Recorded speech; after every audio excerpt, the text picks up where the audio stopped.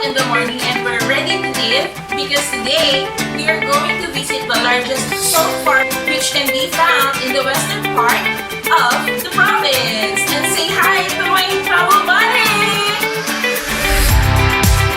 So I guess we're ready to leave. Let's go!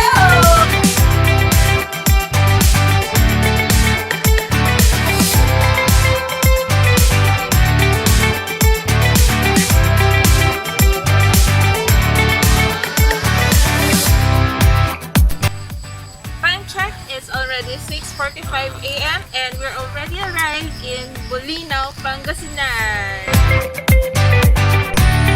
Nasa maximum 3.5% lang yung salt. Para makuha mo yung salt, kailangan mong ibilad sa araw, ilagay mo sa evaporator pan para mag-evaporate yung fresh water na iiwan. Kasi yung ginagawa namin, nagpa-plug kami ng seawater, di ba? Ilagay namin sa isang pan. So, nasa 2.5 degrees yung salinity halimbawa na. For few days, mga 3 days din yan, 4 days, tataas na yun. Siguro akit yun ng 4 hanggang 5. Ililipat namin sa ibang pan. Tapos magpapasok na namin. Magpapasok ulit. Replenish namin yun. Para hindi maghalo-halo. So pag ilipat namin sa kabilang pan, tataas na naman yun. Pag taas nun, lilipat na naman namin sa ibang pan. So makikita nyo ang daming pan. Hanggang makarating siya ng 24. Yun kasi yung ideal na salinity, 24 degrees Fahrenheit. So pag tinad mo na yan sa bed, magpo-form na, mag-crystallize na yan, magiging acid. Kaya mahirap gumawa ng acid. Kaya nga minsan sabi nga ng mga parang yung asin daw, parang hindi nila masyadong pinapahalagaan. Diba? Pag kumakain ka, halimbawa ng mangga, pag may sobra, tinatapon na lang. Diba? Yung ngayon, nakita nila kung gaano kahirap gumawa ng asin. Yun, parang na-realize nila na dapat hindi pala sayangin yung asin.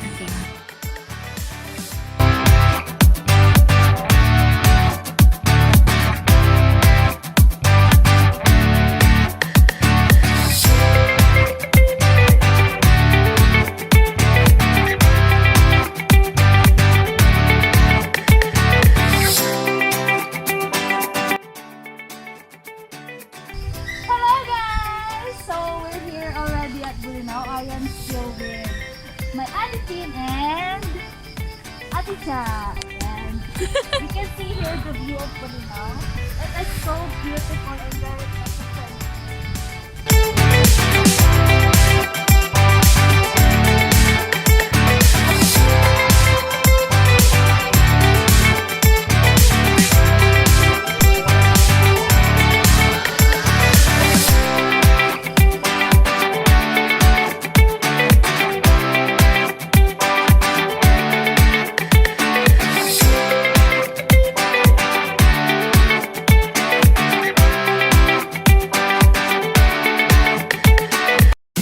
Here in Pacific Farms Incorporated, wherein we have our tour guide. It's Sir June.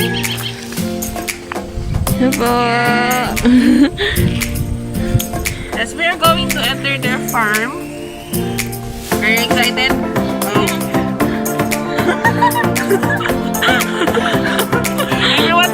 Everyone is excited, so let's go.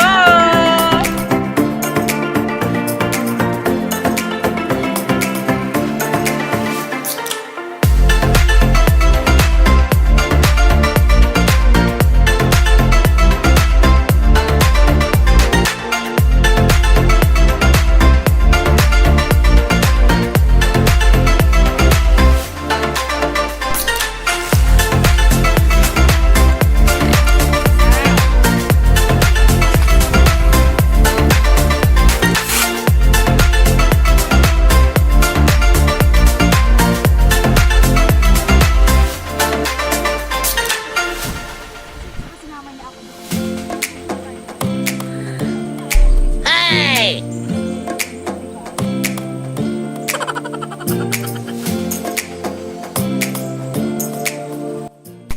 Kasi ang pan namin dito, ginagawa namin dito, kada umaga nag-harvest kami. Pagkata yung gawa na kasi dito mag-harvest kami ng umaga tapos flooding ulit. Tapos kapag napladan na yon, 5 araw na yon, magpupumo yung asin dito sa Banigan. Kinabukasan, service na naman ulit. Kapag maaraw dito sa amin, araw-araw kami nag-harvest dahil sa init ng araw. Opo. Hindi kami umaasa.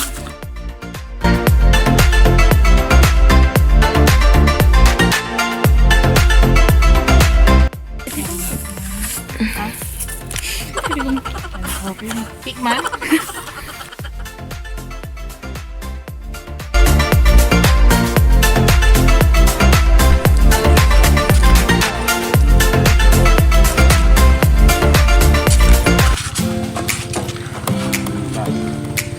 Opo.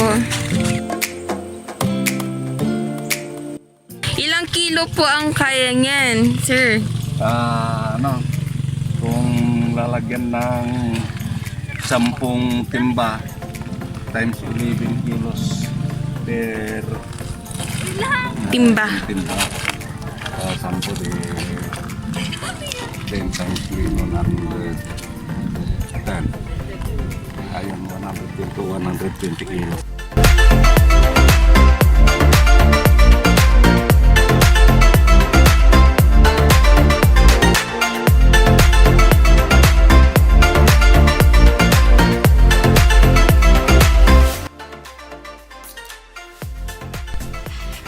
We're down to our first trivia, and did you know that the third biggest province in the whole Philippine archipelago derives its name from salt or asin, owning the rich and fine salt beds which were the prime source of livelihood of the province, coastal towns, which is the Panag-Asinan or Pangasinan, which means where salt is made, came to be its name.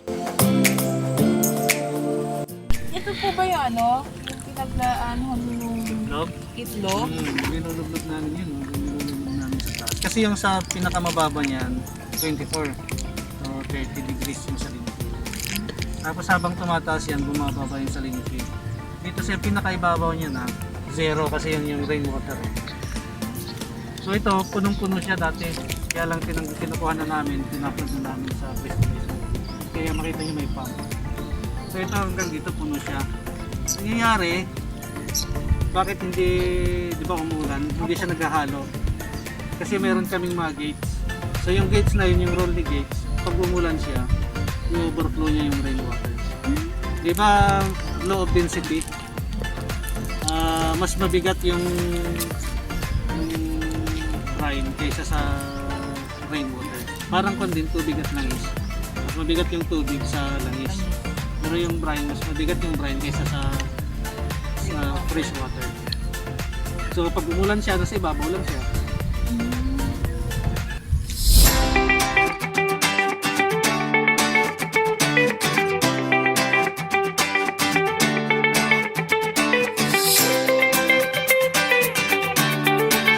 So since mag-start na naman kami ng operation, ito yung kukunin namin, ipa-plug namin. Parang binhig na.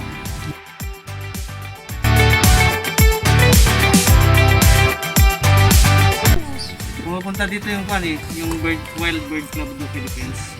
Nagbibilang kami dito ng species ng ibon. Pero ngayon nagka-COVID na hinto.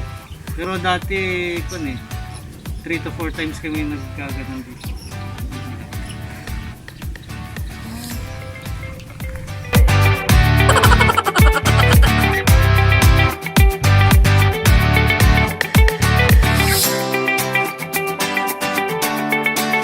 Data doon, binabato niya dito. Okay, dito cloudy daw siya ngayon. Projection niya na 26 degrees. Yung rainfall naman sinusukat niya, may 0.84 mm yan.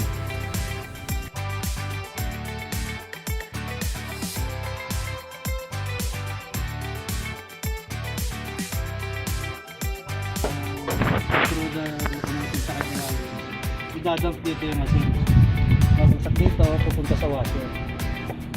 Yung washer umiikot yan. May blades yan. So habang umiikot yan, may brine, high salinity brine na nag-spray. Pagdating doon, may conveyor yan, finished product na nakuha. Tayo sarap mamaya yan, asin lahat yan na. Sir, asin po yan? Oo, lahat yan. Yan yung tawag namin na Salt Mountains sa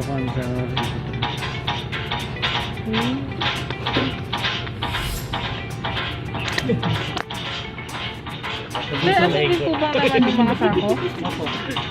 Maganda na lang dito. Gusto nyo makita yun. Doon na lang sa harap mamaya.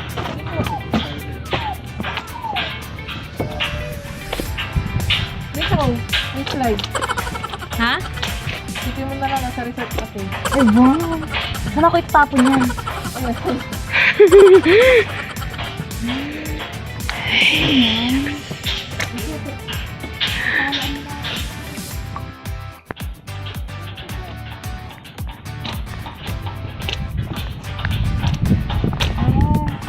So, asin po yan, sir. Marami lang kasi. Pero pag ginas yan, malinis yan. 14,500. Sir? Oo, yun isang isa. Yan, mula dyan. Hanggang dito.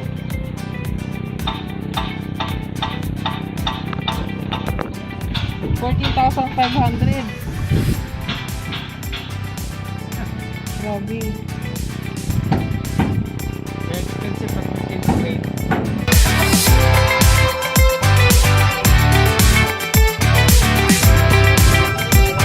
Ano ko kasi yung pakpak yung bakit tutulong kayo? Yung butil niya malaki. Kaya lang yung white siya. Yung ini-improve namin eh. Dati kasi nung manual pa kami, ang puputi nito. Ngayon nung nag-tractor kami, siyempre hindi namin naiiwasan yung kaya i-improve namin yung washing.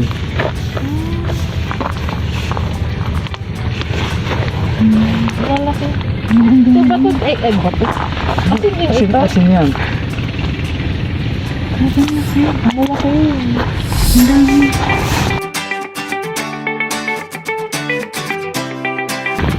Kami hindi namin pinubuksan yun kasi yung ulan-ulan. Ito yung butil na yung magbabagay. So, nagdagdag. See this one, guys? So big. Mabalilig ka man. So big. Ganyan, ganito niya. Bakit dito ito na basa pitudo ito eh. Ayun. Picture ako sir. Kumbahan.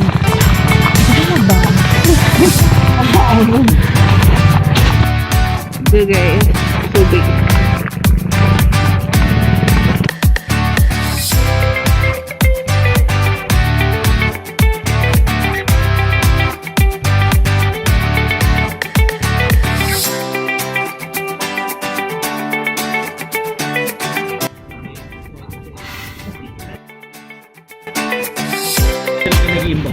Ready for trivia number 2? Did you know that the scientific name of salt is halite?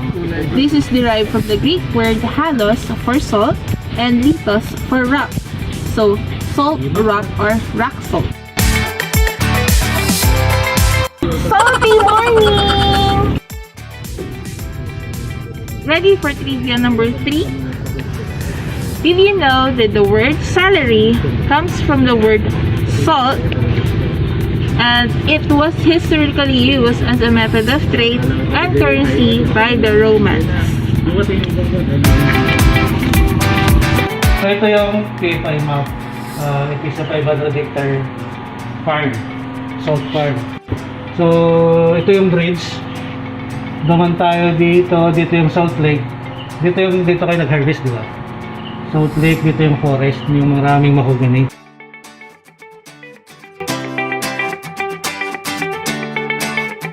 Dito tayo ngayon. Ito yung bubong. So ito yung crystallizer area, yung may train.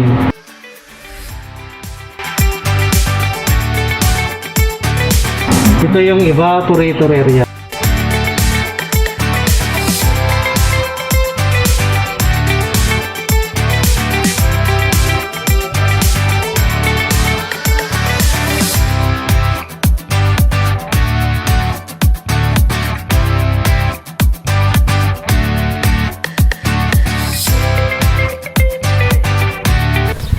Lalagay namin yung ipapump namin dadaan dito. So pagdating doon, 40 to 60 degrees na yung temperature niya. So, may iinit siya. Mas mabilis mag-evaporate yung fresh water.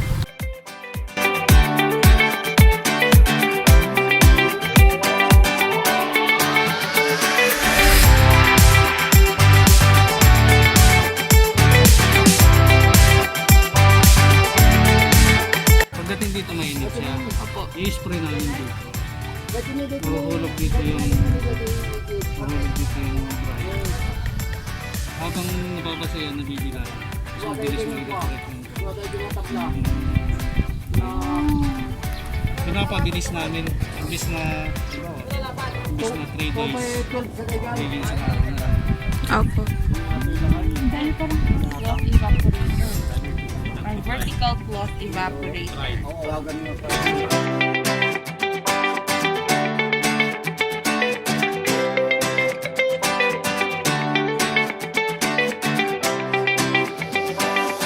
So makita nyo, ang laki.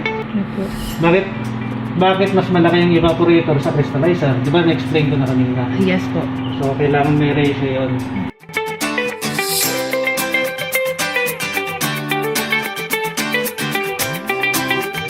So yun talaga lahat ng pond pinag-aralan namin nito. Di ba makikita nyo meron tayong A. Ito yung area. Yes po. So 5,297.95 ito lang yun. So, ibig sabihin 5 hectares ito isang pond lang na ito. Ano ba meron sa 21B3? Anong meron doon? Meron din kaming biologist dito, resident biologist kami. Pinag-aralan niya kung ano ba yung meron sa pond na yon. Kaya sabi ko nga, hindi lang basta gagawa ng asin, kukuha ka ng tubig, bilad mo asin na. So kung gusto mong magiging successful, dapat pag-aralan mo lahat.